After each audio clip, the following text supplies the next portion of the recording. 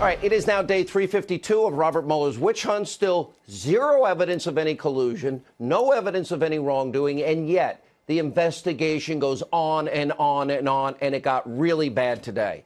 A federal judge courageously standing up to this totally out of control witch hunt in what is the biggest or single biggest beatdown I have ever seen in my life by a judge during a federal court hearing over former Trump campaign chair Paul Manafort's years-old conspiracy charges. This goes back 13 years.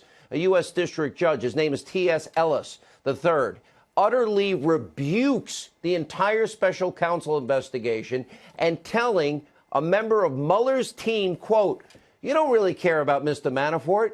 You really care about information Mr. Manafort can give you to lead you to Mr. Trump and an impeachment or whatever."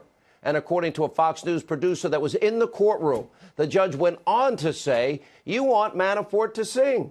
And Judge Ellis also slamming the scope of Robert Mueller's investigation, saying, "Oh, we don't want anyone with unfettered power." And the judge even mocked the special counsel, saying, quote, "We said this was what the investigation was about, but we're not bound by it, and we were lying."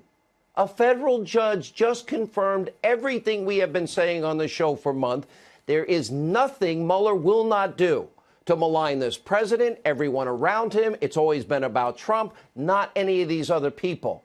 Now, during a speech the president was giving at the NRA, he reacted to Judge Ellis's stunning reprimand and beatdown of Team Mueller. Take a look. None of that information has to do with information related to the Russian government coordination and the campaign of Donald Trump. It doesn't have anything to do. It's from years before. Then, how does this have anything to do with the campaign, the judge asked?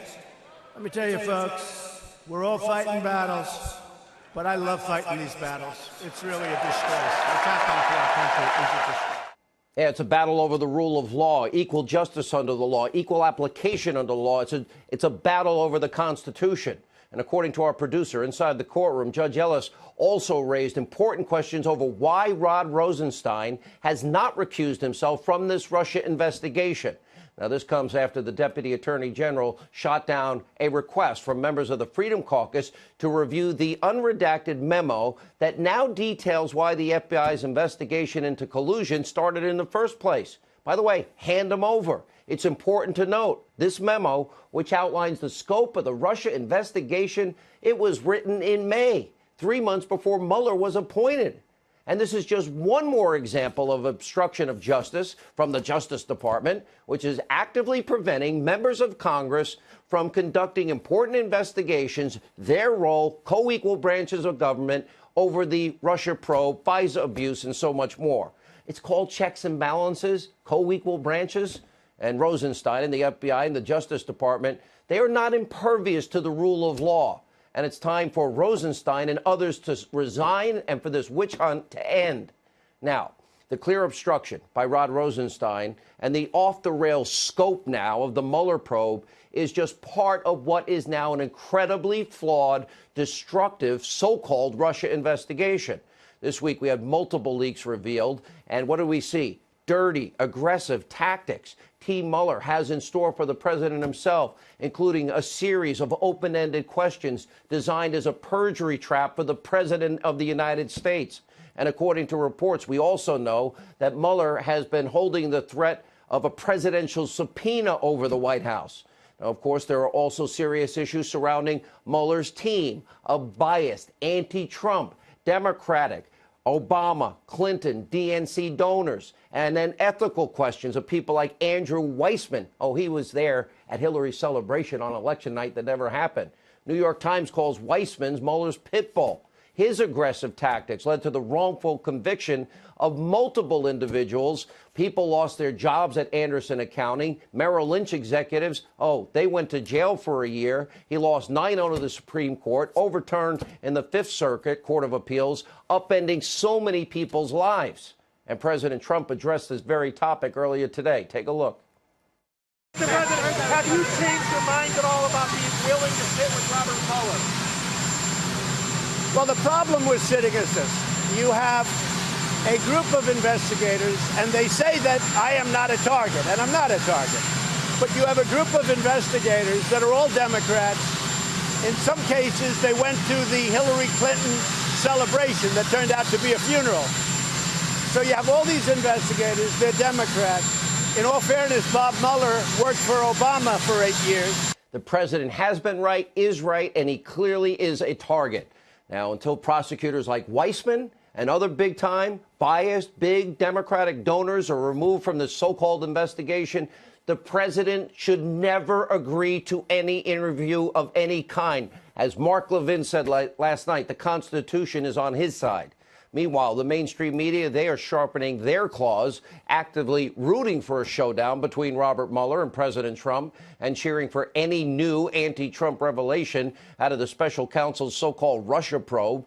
Now, you think the biased press in this country, you think they'll focus at all on what Judge Ellis said today? These historic remarks, what he said in this particular case? Of course not. You know, just as we saw all week, the Destroy Trump media, they're totally obsessed, like so many on the left, with the demise of this president, delegitimizing this president. Their echo chamber is so out of control. Well, watch for yourself. There's no shot clock for getting the truth in this case. We need to know the truth. Did he or didn't he? Let's let the cards fall where they do. If the Trump presidency is a house of cards, let it fall, too. We can argue about the points of law and obstruction and whatever business misdeeds of which Trump might be guilty. What I want to know, what the majority of Americans, again, have a right to know, is whether he cheated to win by having the Russians, even at the margins, stack the deck. It's not just the legal component. There's also a political piece of this that comes into play. If the president does, decide to fight a subpoena, he may face political fallout, especially with the midterms just around the corner. Nobody can be sure how this would turn out, but that doesn't seem like there's much reason for the White House to be optimistic that it would win such a fight. Just pathetic. Now, sadly, the media's obsession and their hysteria over Trump-Russia collusion, which has no evidence of, is causing extreme tunnel vision, resulting in multiple flawed stories and the reporting of totally fake news, anonymous sources, including everything you see right there on the side of your screen. And what might be even worse is the media's bias of omission. Over 15 months, the president, he has been building a track record of economic and diplomatic achievement, but you wouldn't know it if you listen to fake news CNN, MSNBC, the conspiracy TV network. The president pointed a lot of this out earlier today. Take a look. So we have the best employment numbers we've virtually ever had. And yet, all we hear about is this phony Russia witch hunt. That's all we hear about. Now, without a doubt, President Trump has achieved a lot in 15 months. And also breaking today, what do we have? An unemployment rate that is now dipped to 3.9%, the lowest rate since 2000. Add to that the historically low unemployment rate for African Americans, Hispanic Americans, women in the workplace, lowest ever unemployment rate in 14 states. Don't forget about the successful tax cuts, the important regulation reform, the expansion of American energy. We can be energy independent now. And the president is seeing what? Huge progress on the world stage, the likes of which Barack Obama could never dream of accomplishing. Peace in the Korean Peninsula could be within reach, and with the help of the Israeli Prime Minister, Benjamin Netanyahu, Iran is now finally being held accountable. They do have a nuclear program. The U.S. has regained our international backbone with Trump's actions in Syria. Russia is getting economically squeezed over their malignment and their actions all over the world. The American people elected this president to win on the world stage and right here at home. So don't be fooled by the tactics of the left, their Russia collusion obsession, their blatant hatred for the president and anybody that supports him and everything he represents. The president, in spite of all of this, is succeeding. And even more good news is just around the corner. All right, also finally tonight, we have a breaking news report that we want to bring you according to the now less redacted version of the House intel report into Russia collusion.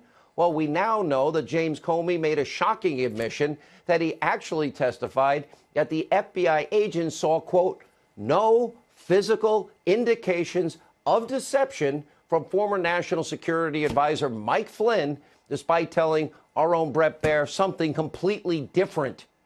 Oh, that's called a lie.